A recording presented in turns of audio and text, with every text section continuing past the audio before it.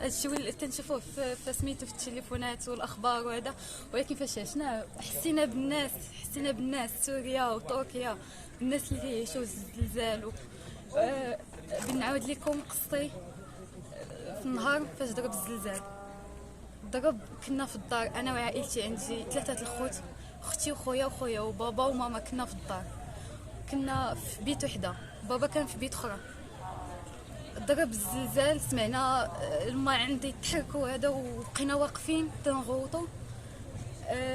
بابا خرج من البيت، ما قديناش نخرجوا مع الزلزال، غاديين نديروا هكا في البيوت. عيط علينا بابا، قال لك خرجوا بالجهد. خرجنا لقينا الناس كلهم تيخرجوا تيغوطوا، الضبابه العجاج الديور الفوق طاحوا، ما تنشوفوا والو، العجاج خارجين حفيانين بلا صواندر بلا والو. كنت هزه تليفوني وتنكتب تنقرا في سميتو في بيتي، هزه داكشي هكا وخرجنا لهنايا.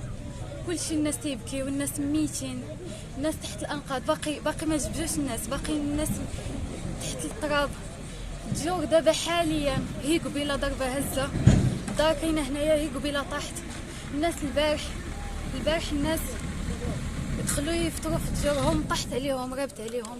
الناس مساكن هنا، الدار هنايا 3 الاشخاص، مرا وولدها يلاه تولد، وولدها الاخر يلاه طلع للباك، خلات 2 بنات ودري. وحنايا فاش عايشين دابا، ودابا حاليا الدار الا كنا داخلين لهذا ندخلوا ونهزوا داكشي اللي خاصنا دغيا. والحمد لله شكرا لكل المحسنين.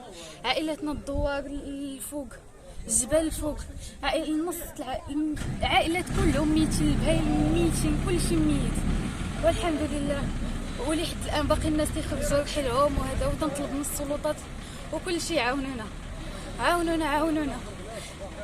جبنا من بزاف د الحوايج صافي، كلشي ميت، عشنا رعب. الحمد لله. شنو خصكم دابا الان؟ الخبز تيخصنا كل نهار، يخصنا واحد الكميه، هي الفطور والغدا والعشاء. الماء الحمد لله شويه كاين، والضوء اللي خاصنا. التليفونات ما كاين باش نشارجيو، تنديو تليفوناتنا حتى لتسكين، حتى في بلايص فاش كاينين تنشارجيو شي تليفونات، نعيطوا على العائله المهم نطمنوا على العائله. الناس كلهم ميتين، اكثريه الناس ميتين، العائلات كلهم عشنا الرعب بزاف، ولكن الحمد لله والشكر لله. الحمد لله.